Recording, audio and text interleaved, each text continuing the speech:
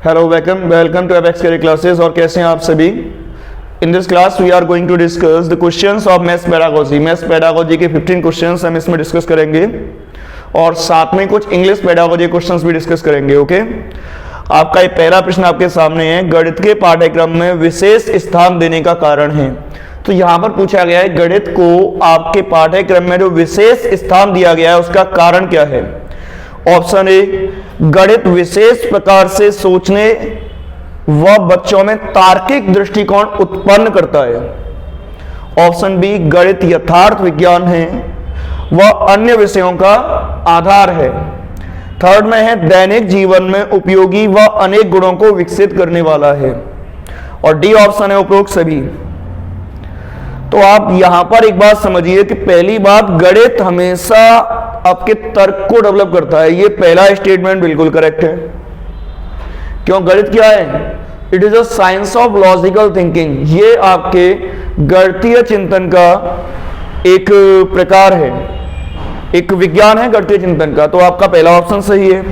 दूसरे में कह रहा है गणित यथार्थ विज्ञान है वह विषयों का आधार है।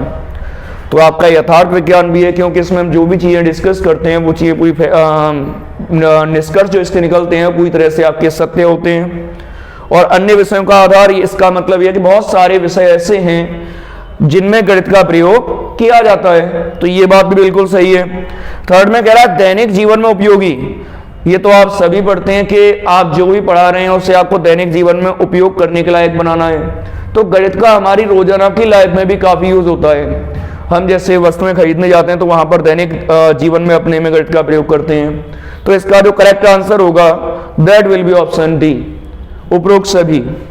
गणित आपके तार्किक चिंतन को भी विकसित करता है, यथार्थ विज्ञान भी है, अन्य विषयों का आधार भी है, दैनिक जीवन में भी उपयोगी है, इसलिए इसका आंसर हो गया उपरोक्त सभी। अगला प्रश्न देखते हैं। अगले प्रश्न में ये कहा गया है, गणित शिक्षण के किस विधि द्वारा शिक्षण सबसे पहले परिभाषा या नियम सिखाया जाता है एवं उसके अर्थ को स्पष्ट किया जाता है। ऑप्शन में आगमन विधि, ऑप्शन बी संश्लेषण विधि, ऑप्शन सी निगमन विधि, ऑप्शन डी प्रयोगशाला विधि। तो ऐसा आप सभी जानते हैं कि अगर हम पहले परिभाषा बता रहे हैं और बाद में उसके अर्थ को स्पष्ट कर रहे हैं, पहले क्या किया हमने, पहले परिभाषा बता रहे हैं, नियम बता रहे हैं, तो ये कौन सी विधि हो गई? ये आपकी है निगमन विधि। निगमन विधि में पहले विद्यार्थियों को उदाहरण नहीं दिया जाता है, पहले विद्यार्थी को नियम बताया जाता है। और आगमन विधि इसकी अपोजिट होती है। आगमन विधि में पहले आप क्या करते हैं, उदाहरण बताते हैं। दोनों एक दूसरे के अपोजिट हैं। अगर पहले उदाहरण बताया गया होता तो आंसर आगमन विधि होती, लेकिन यहाँ पहले उदाहरण नहीं बताया है, पहले क्या किया है, रूल बताया है। और अगर पहले नियम बताया जा रहा है तो वहां पर आपकी निगमन विधि है। तो correct answer here will be option C, निगमन विधि द्वारा। निगमन विधि का मतलब क्या है कि पहले आप उदाहरण दे रहे हैं, पहले आप नियम बता रहे हैं फिर आप उदाहरण दे रहे हैं, ये निगमन है। अगला क्वेश्चन देखते हैं। वर्तमान पाठ्यक्रम का दोष है कि वर्तमान पाठ्यक्रम का दोष क्या है। ऑप्शन ए पुस्तकीय ज्ञान पर बल, ऑप्शन बी विषयों में सहसंबंध, ऑप्शन सी लचीलापन, ऑप्शन डी उपरोक्त सभी। तो यहां पर आप समझिए कि अगर मैं पुस्तकीय ज्ञान पर बल देता हूं तो ये चीज बिल्कुल गलत है। आपको पुस्तकीय ज्ञान पर बल नहीं देना है, आपको उस विषय की नॉलेज का व्यवहारिक जीवन में उपयोग करना सिखाना है। तो पहला ऑप्शन आपका गलत हो जाएगा। दूसरा ऑप्शन है विषयों में सहसंबंध, यानी आपका जो एक विषय है वो दूसरे विषय से भी जुड़ा हुआ रहता है। सी में कह रहा है लचीलापन। लचीलेपन का अर्थ क्या है? लचीलेपन का अर्थ यह है कि अगर विद्यार्थी को किसी एक पर्टिकुलर तरीके से कोई समस्या आ रही है तो वहां पर आप उसे समझाने के लिए दूसरा तरीका प्रयोग करेंगे, आप उसी तरीके पर दृढ़ नहीं रहेंगे, तो ये लचीलापन है। तो यहां पर आपने देखा सी और बी तो बिल्कुल सही है, गलत क्या है? ऑप्शन ए। तो ये आपका दोष हो गया। Option A is the right answer. पहला ऑप्शन आपका बिल्कुल सही विकल्प है, क्योंकि ये आपका एक दोष है वर्तमान पाठ्यक्रम का। ओके, बाकी दोनों दोष नहीं है। हाँ, अगर मैं ये कहता विषयों में सहसंबंध का अभाव तो ये दोष बन जाता। अगर मैं कहता लचीलेपन का अभाव तो ये दोष बन जाता। ओके, यहां आपका जो सही जवाब है वो है ऑप्शन ए पुस्तकीय ज्ञान पर बल। अगला प्रश्न देखते हैं, गणित विषय में सहायक सामग्री का कौन सा उपयोग नहीं है? ऑप्शन ए नवीन भाषा शैली का ज्ञान, दूसरा ऑप्शन है पाठ को आकर्षक व रुचिकर बनाना, तीसरा ऑप्शन है मंदबुद्धि व प्रतिभाशाली बालकों के लिए आवश्यक, ऑप्शन डी है छोटी कक्षाओं के बालकों के विकास हेतु जरूरी। ये आप सभी जानते हैं गणित अमूर्त विषय है, तो छोटी क्लासेस में बच्चों के जो विकास होता है उसके लिए हमें सहायक सामग्री का प्रयोग करना होता है, तो डी ऑप्शन करेक्ट है। मंदबुद्धि व प्रतिभाशाली बालकों के लिए आवश्यक, कि मंदबुद्धि एवं प्रतिभाशाली विद्यार्थियों को अलग अलग तरीके से समझाने के लिए आपका जो TLM है, जो सहायक सामग्री है, वो बहुत ही उपयोगी होती है। ये बात भी सही है। अब यहाँ पर जो आपकी सीखने की लर्निंग स्टाइल बनती है वो बिल्कुल नवीन होती है। यहाँ पर आप एक न्यू लर्निंग स्टाइल का ज्ञान लेते हैं, तो ए ऑप्शन भी सही है। और बी ऑप्शन का पाठ को आकर्षक व रुचिकर बनाना, ये चीज गलत है। आपका करेक्ट आंसर इसमें बी हो जाएगा।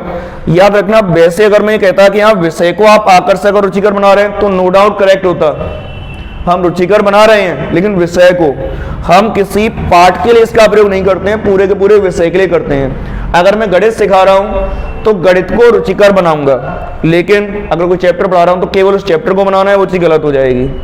तो पाठ को अगर मैं बेसिकली देखूं तो ये चारों ही ऑप्शन वैसे करेक्ट हैं, इसको मैं पूरी तरह से गलत नहीं कह सकता हूं, लेकिन अगर इन चारों में से मैं अगर एक ऐसा देखूं जिसका सबसे कम उपयोग है तो वो यहां पर बी हो जाएगा, क्योंकि मनोरंजन करना विद्यार्थी का उद्देश्य नहीं होता है। ओके, मनोरंजन करना TLM का उद्देश्य नहीं है, तो बी आंसर इसमें आपका सर्वश्रेष्ठ होगा, इसीलिए हमने बी को चुना है। बाकी जो तीन हैं वो आपके बिल्कुल फिक्स ऑप्शन है कि वो तो होते ही होते हैं। ओके, अब नेक्स्ट क्वेश्चन देखते हैं। व्यवहारिक गणित का भाग है, ऑप्शन ए संख्याओं का हिसाब लगाना, बी जोड़ व बाकी करना, सी समीकरणों को हल करना, ऑप्शन डी बैंकों की कार्यप्रणाली की जांच करना। अब आप यहां पर समझो, उसने कहा व्यवहारिक गणित यानी हमारे व्यवहार में यूज हो रहा है, संख्याओं का हिसाब लगाना, जोड़ बाकी करना, समीकरण हल करना, ये तो आपके मैथमेटिशियन है, लेकिन इसमें कहीं पर भी व्यवहारिक जीवन में इनका उपयोग नहीं हो रहा है। लेकिन अगर मैं डी में देखता हूं, मैं बैंकों की कार्यप्रणाली की अगर जांच कर रहा हूं तो वहां पर वो आपके गणित का व्यवहारिक पक्ष आ जाएगा।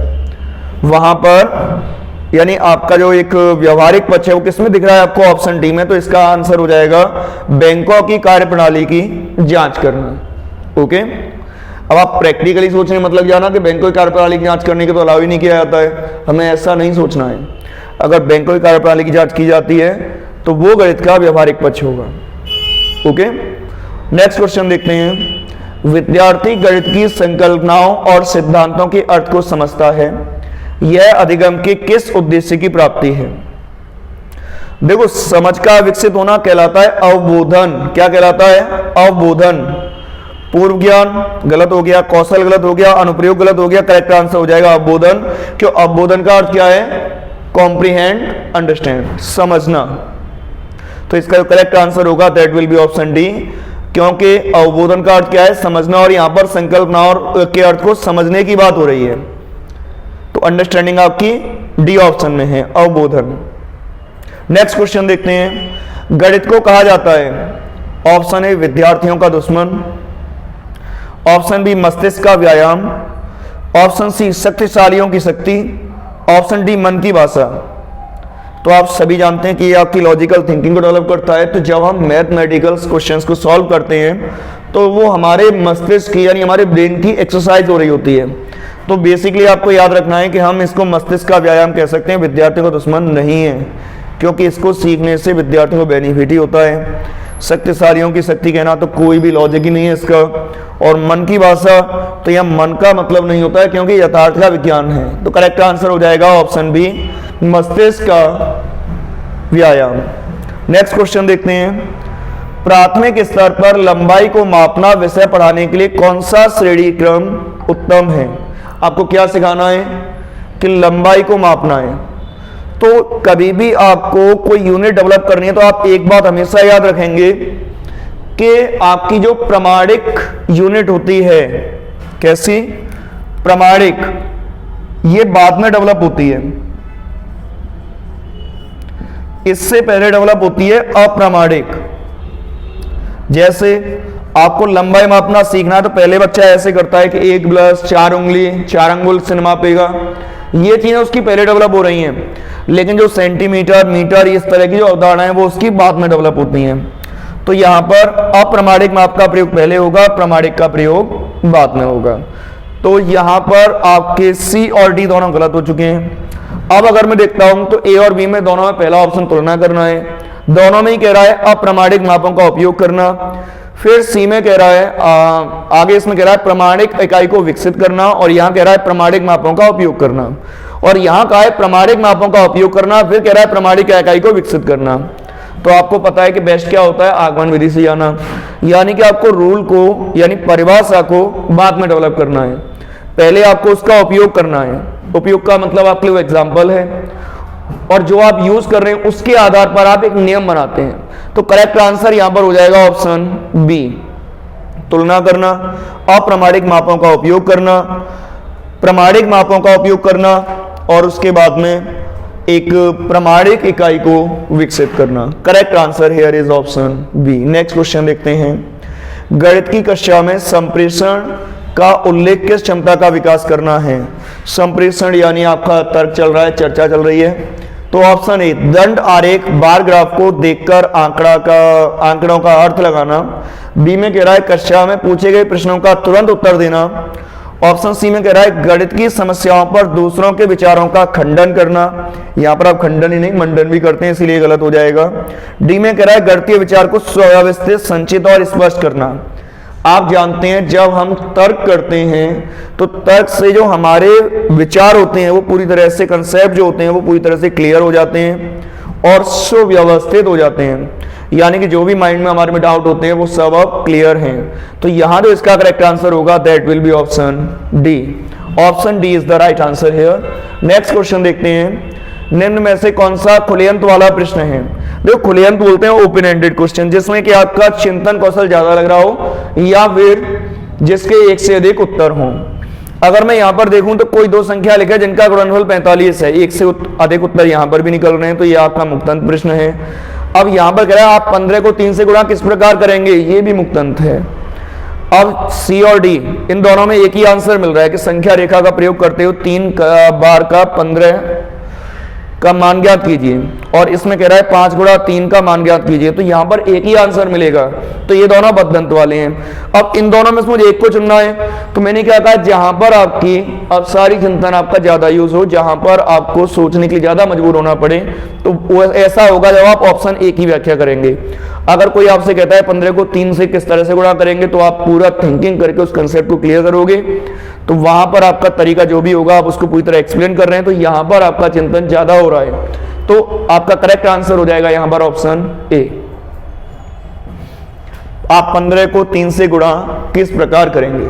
नेक्स्ट क्वेश्चन है। अध्यापक ने कक्षा 2 के छात्रों को 36 टाइल दी और उन्हें सभी संभव आयतों में व्यवस्थित करने के लिए कहा। इस क्रियाकलाप द्वारा निम्न में से कौन सी संकल्पना को संबोधित नहीं किया जा सकता? ऑप्शन ए गुणनफल, बी क्षेत्रफल, सी आयतन, डी गुणनखंड। तो आप सभी समझते हैं कि अगर आपकी टाइल्स बिछी हुई हैं तो वहां पर उनकी हाइट नहीं होती है, और जहां हाइट नहीं है वहां पर मैं आयतन की बात नहीं कर सकता, क्यों आप सभी जानते होंगे कि आयतन का अर्थ क्या है, लंबाई गुणा चौड़ाई गुणा ऊंचाई, length into width into height, और यहां पर आपको हाइट नहीं मिल रही है, इसलिए करेक्ट आंसर हो जाएगा ऑप्शन सी आयतन। अगला क्वेश्चन देखते हैं। निम्नलिखित कथनों में से कौन सा कथन सही है? इनमें से कथन कौन सा सही है? ऑप्शन ए है 3 विषम संख्याओं का गुणनफल एक सम संख्या है। तो इसके लिए आप करके देखते जाइए, आंसर क्लियर होता जाएगा कि विच वन इज करेक्ट और which one is not correct. उसने सही पूछा है, यहाँ पर पहला ऑप्शन दिया है 3 विषम संख्याओं का गुणनफल। आप करके देख लीजिए, विषम संख्या हो गई 3 गुणा 5 गुणा 7, तीनों विषम है, 3 पंजे 15, 5 सत्ते 35, 35 विषम संख्या आ रही है, यानी पहला ऑप्शन मेरा गलत है। दूसरे में देखता हूं, एक सम संख्या और एक विषम संख्या का अंतर एक सम संख्या होगा। जैसे देख लेते हैं, मैंने 7 में से 4 को घटा दिया या 6 को घटा दिया, तो आंसर में क्या आ रहा है 3। विषम में से अगर सम संख्या को मैं घटा रहा हूं तो अंतर विषम आ रहा है, जब किसमें क्या कह रहा है, सम, तो आपका सेकंड ऑप्शन भी गलत है। आगे कह रहा है दो विषम संख्याओं और एक सम संख्या का योगफल एक सम संख्या है। देख लेते हैं, मैंने कहा 3, 5 और एक सम 6 ले लेते हैं। तो 3 और 5 8, 8 और 6 14, 14 एक सम संख्या है, तो करेक्ट ऑप्शन हो गया आपका ऑप्शन सी। फोर्थ को भी देख लेते हैं, 3 विषम संख्याओं का योगफल एक सम संख्या है। योगफल करके देख लो, 3 5 7, 3 और 5 8 और 7 15, यहां पर विषम है, आपका डी ऑप्शन भी गलत है। तो correct answer here is option C. दो विषम संख्याओं और एक सम संख्या का योगफल एक सम संख्या है। आई थिंक आपको ये आंसर क्लियर हो गया होगा। नेक्स्ट क्वेश्चन देखते हैं। गणित की पाठ्य पुस्तक में विभिन्न प्रकरणों में खंड अभ्यास समय का समावेशित करने का उद्देश्य है। तो यहां पर आप समझिए, उसने क्या कहा है कि आपने अभ्यास का समय समावेशित कर दिया है। अब अभ्यास के समय को बढ़ाने का उद्देश्य सिंपल सा है। अभ्यास, गणित में अभ्यास का मतलब किसी एक तरह के सवाल को बार बार करना नहीं है।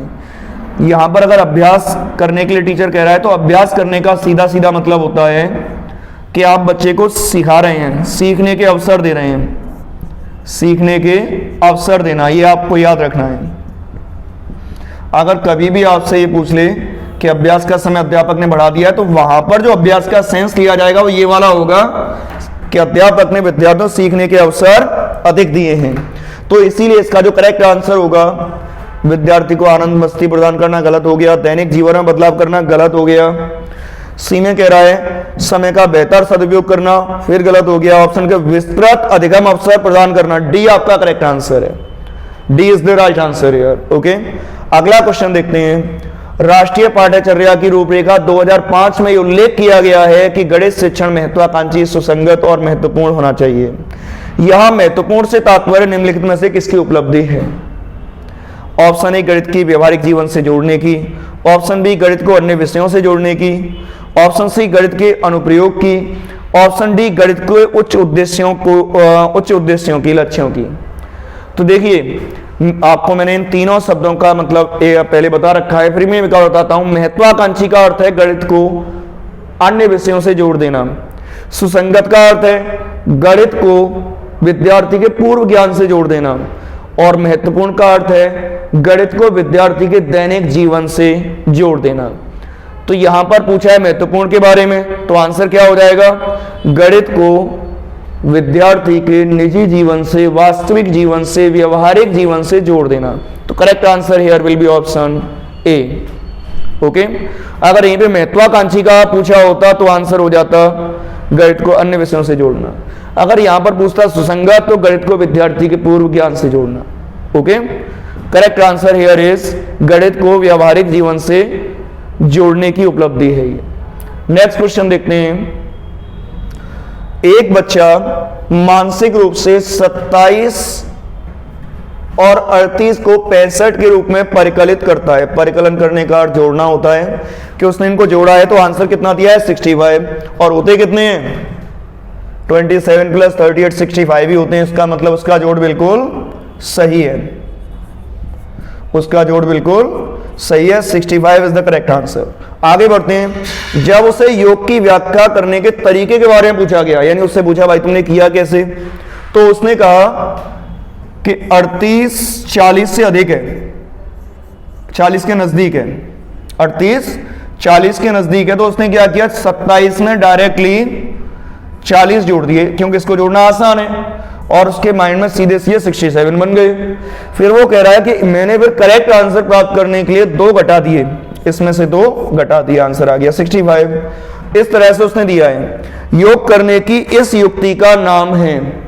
तो इसमें आप याद रखना, जब आप कोई बड़ी संख्या ले लें और बाद में उत्तर प्राप्त करने के लिए आप उसमें से कुछ घटाएं, तो इसे हम कहते हैं प्रतिकारी। क्या कहते हैं? प्रतिकारी। यहाँ पर ए और सी में एक ही वर्ड टाइप हो गया है, कोई दिक्कत नहीं है, एग्जाम में ऐसा नहीं मिलेगा आपको। यहां इसका सही आंसर है प्रतिकारी, ऑप्शन ए सी एक ही बात है, वो दोनों में प्रतिकारी लिखा हुआ है। ओके, तो प्रतिकारी इज द करेक्ट आंसर है। प्रतिकारी का अर्थ क्या है? मैं आपको प्रतिकारी का अर्थ एक बार फिर से बता देता हूं। देखो, प्रतिकारी का अर्थ मैंने अभी क्या बताया आपको। प्रतिकारी का अर्थ ये है कि आपको कोई भी संख्या जोड़ने के लिए कहा गया और आपने या गुणा करने के लिए कहा गया, आपने डायरेक्टली पहले बड़े में गुणा कर दिया। जैसे आपसे कहा गया कि 798 में आपको 99 का गुणा करना है, तो विद्यार्थी ने क्या किया, डायरेक्टली 100 का गुणा कर दिया और उसने आंसर ले लिया इस तरह से। फिर उसने क्या किया कि इसमें से मैं अब 99 को घटा देता हूं, तो आंसर क्या आ गया, ये। तो ये जो तरीका है कि बाद में इस तरह से घटा करके आंसर जो प्राप्त कर रहे हो आप, चाहे जोड़ में हो चाहे घटाने में हो, तो उसे हम कहेंगे प्रतिकारी।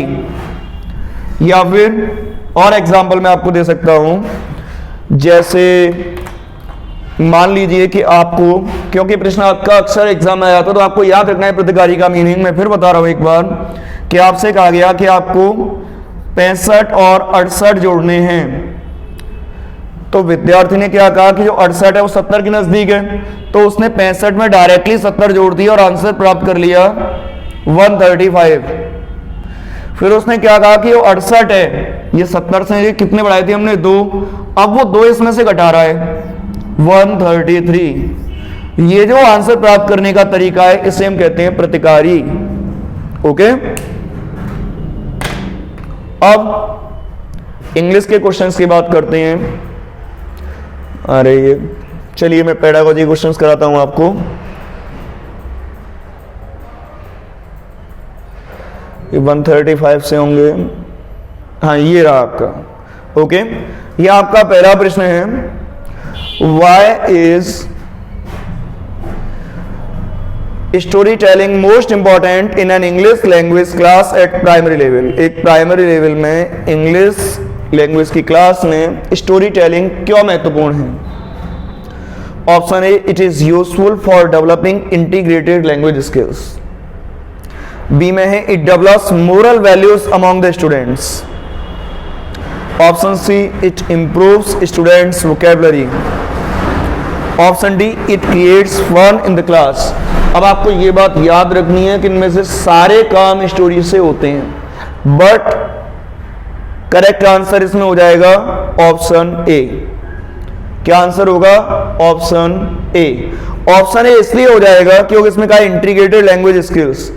इंटीग्रेट का मतलब होता है कि सभी भाषा कौशलों का समाकलन और समाकलित करते हुए पढ़ाना आपका बहुत अच्छा माना जाता है। और स्टोरीज में आपकी जब आप स्टोरी बनाते हो, सुनेगा बच्चा, फिर उसके बारे में पढ़ेगा भी, लिखेगा भी, बोलेगा भी स्टोरी के बारे में, तो यहाँ पर और इसकी कल्पनाशीलता भी इसमें डेवलप हो रही है, तो यहाँ पर आपका इंटीग्रेशन होता है।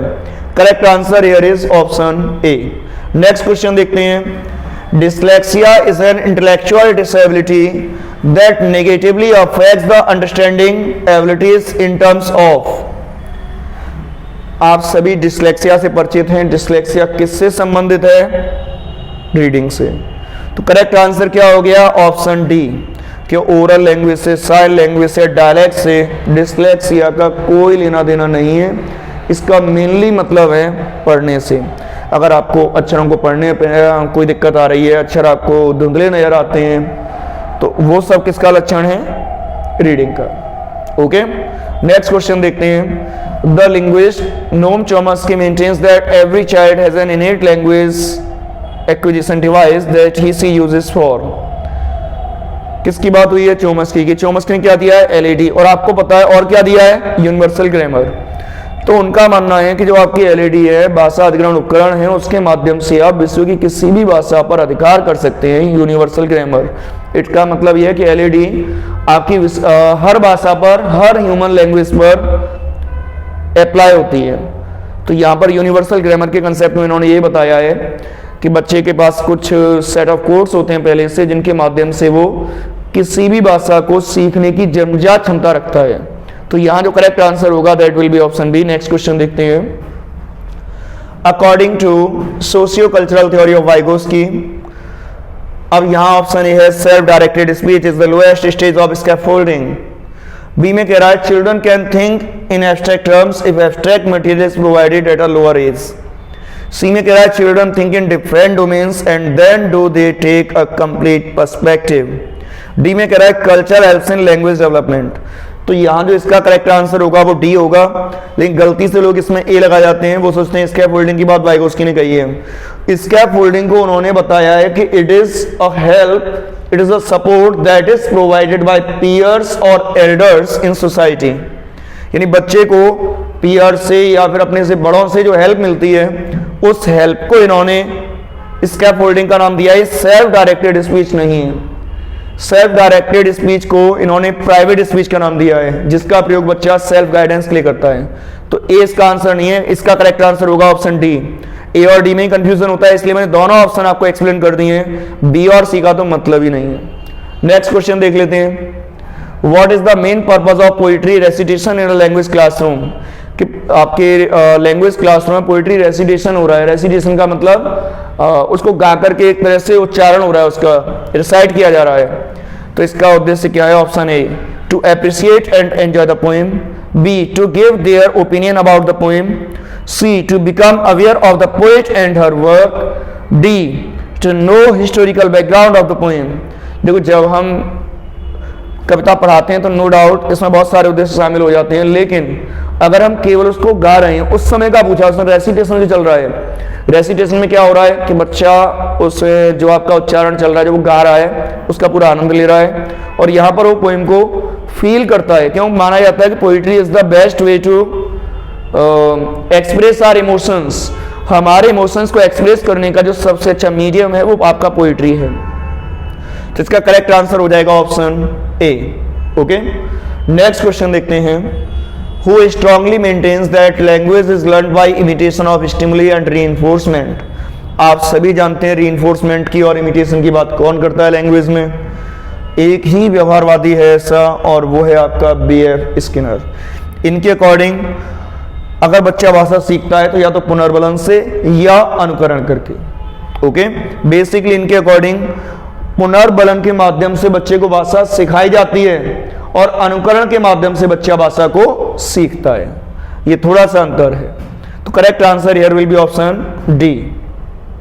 नेक्स्ट क्वेश्चन देखते हैं, children's oral language development forms an important foundation for learning literacy. यहां पर बात ओरल डेवलपमेंट की हुई है। फिर कह रहा है which of the following classroom practices enables oral language development. इनमें से ओरल डेवलपमेंट को कौन सा ऐसा एस्पेक्ट है जो कि आपका बढ़ा रहा है, इनेबल कर रहा है उसके लिए? Option A, memorising and reciting poems individually और in chorus, B, chorus reading of a story in the text book along with the teacher, C, practicing in the correct pronunciation of words in a chorus, option D, participating in role plays on favorite stories। आप सभी जानते हैं कि जो आपका role play होता है, it provides us a pathway to practice our oral skills, specially listening and speaking. तो जब हम किसी भी रोल को प्ले करते हैं तो वहां पर बच्चा पूरी तरह से एक्टिव होता है, और जहां पर सबसे ज्यादा एक्टिव है वही हमारा बेस्ट आंसर होगा। आमतौर पर लोग ए लगा जाते हैं, वो ए आपका इसलिए आंसर नहीं होगा क्योंकि यहाँ मेमोराइजिंग की बात हो गई है। और अगर मैं बात करता हूं कोरस रीडिंग और रोल प्ले की, तो role play is an effective way, तो करेक्ट आंसर यहां पर ऑप्शन डी होगा। ये बात आपको याद रखनी है। अगर कभी भी आपकी लैंग्वेज के ओरल मोड की यानी लिसनिंग या स्पीकिंग की प्रैक्टिस की बात की जाए तो उसका बेस्ट वे क्या होगा? Role play.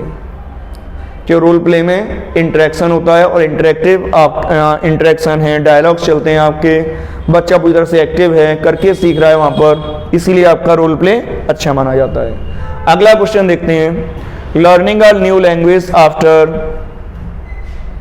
Poverty leads to of a language, option A, difficulty in acquisition, B, normal acquisition, C, greater mastery, D, loss of mastery. आप ये बात समझो, किसने कहा पॉवर्टी के बाद में? पॉवर्टी का मतलब, पॉवर्टी आपकी चलती है आपकी 11-12 वर्ष तक, उसे हम एज ऑफ पॉवर्टी कहते हैं, जब बच्चे में बहुत सारे परिवर्तन एकदम से आते हैं। उसके बाद में अगर किसी बच्चे को कोई विदेशी भाषा सीखनी है तो आप याद रखना फिर उसे उसकी लर्निंग करनी पड़ती है, एक्विजिशन में उसे बहुत प्रॉब्लम होती है।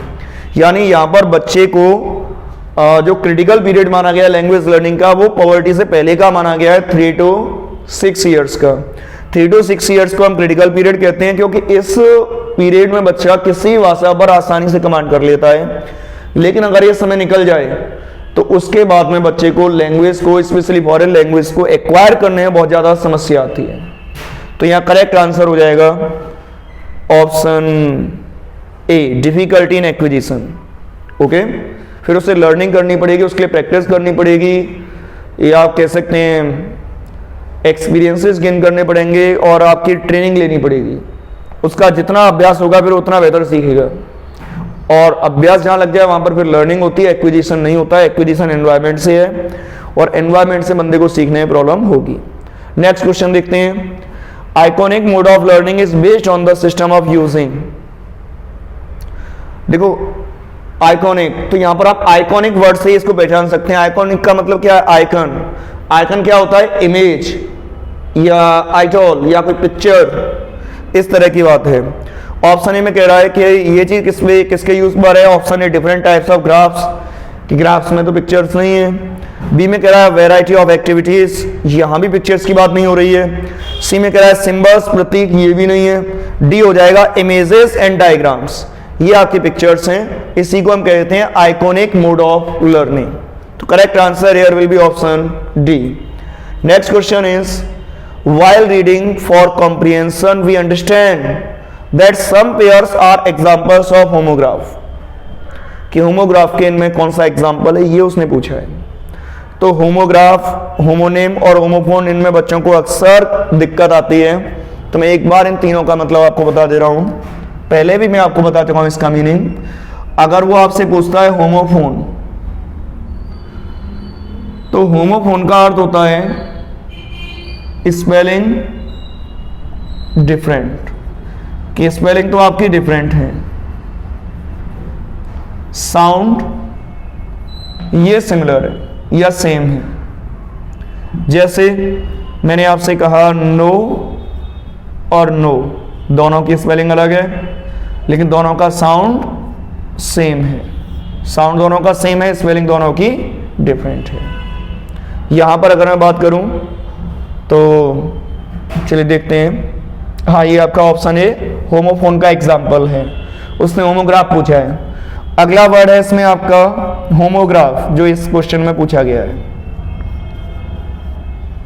होमोग्राफ, होमोग्राफ में आप ये समझें कि आपकी जो स्पेलिंग है वो सेम है। कैसी है? सेम।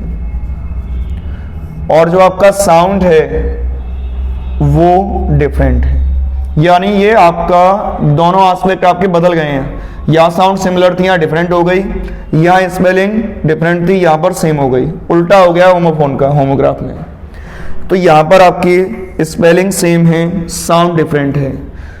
तो इसका करेक्ट आंसर आपका ऑप्शन सी हो जाएगा, क्योंकि इसको हम जब मेटल होता है उसे लेट पढ़ते हैं, और जो गिव डायरेक्शन जो एक वर्ब है उसे हम लीड पढ़ते हैं। तो यहाँ पर स्पेलिंग दोनों की सेम है लेकिन साउंड दोनों का अलग अलग है, प्रोनाउंसिएशन दोनों का अलग अलग है। और तीसरा जो वर्ड कंफ्यूज करता है दैट इज होमोनिम। होमोनिम का अर्थ होता है कि आपके जो वर्ड्स हैं उनकी स्पेलिंग सेम है और जो आपकी साउंड है वो भी सेम है। यानी अगर आपकी स्पेलिंग और साउंड दोनों सेम हो तो उसे होमोनिम कहा जाता है। जैसे काइट माने चील और काइट माने पतंग, ये आपके होमोनिम्स हैं। तो यहां आपका करेक्ट आंसर हो जाएगा ऑप्शन सी। ओके, आगे देखते हैं next one. Which one of the following methods is suggested for teaching grammar eight primary level. Primary level पर अगर आपको बच्चे को पढ़ाना है तो किस विधि का प्रयोग सर्वोत्तम होता है? आप सभी जानते हैं, it is a very very and very easy question. Correct answer here is option D, inductive method, आगमन विधि। आगमन विधि को प्राइमरी क्लासेस के लिए बेस्ट विधि माना जाता है, बेस्ट मेथड माना जाता है। नेक्स्ट क्वेश्चन देखते हैं। Find out the function word from the following. देखो फंक्शन वर्ड, फंक्शन वर्ड का अर्थ होता है आपका वर्ब। फंक्शन वर्ड क्या होता है आपका? वर्ब। आप सीधे ऐसे समझ लें कि फंक्शन वर्ड का मतलब होता है वर्ब, जिसे आप मेन वर्ब कह देते हैं, यानी जिसकी फॉर्म्स चलती हैं, first form, second form, third form, और जिसमें आईएनजी जोड़ते हैं वो। तो फंक्शन जो एक्शन हो रहा है वो, फंक्शन मतलब एक्शन, एक्शन यानी वर्ब, ये बात हमें याद रखनी है। अगर मैं बात करता हूं एंड की, तो एक कंजंक्शन है, फंक्शन वर्ब नहीं है। चैंपियन नाउन है, चैंपियन क्या है, नाउन। और जो हैंडसम शब्द है ये आपका एडजेक्टिव है, यानी ये तीनों मेरे फंक्शन नहीं है। Correct answer here is option A, ceasing. Option A is the right answer, क्योंकि सीज आपकी एक वर्ब होती है जिसमें आईएनजी यहां पर लगा हुआ है, और आईएनजी से भी क्लियर हो रहा है कि इट इज अ वर्ब, तो वर्ब को ही हम फंक्शन वर्ड कहते हैं। अब नेक्स्ट क्वेश्चन देख लेते हैं। कंटेंट वर्ड्स आर कॉल्ड, जो आपके कंटेंट वर्ड्स होते हैं उनको हम कहते हैं वोकैबुलरी। कंटेंट वर्ड्स आपके क्या हैं, वोकैबुलरी हैं। ये भी आपके लिए अच्छा प्रश्न है। अगर आपसे पूछा जाता है कंटेंट वर्ड्स आपके क्या कहलाते हैं, तो कंटेंट वर्ड्स आपके वोकैबुलरी कहलाते हैं।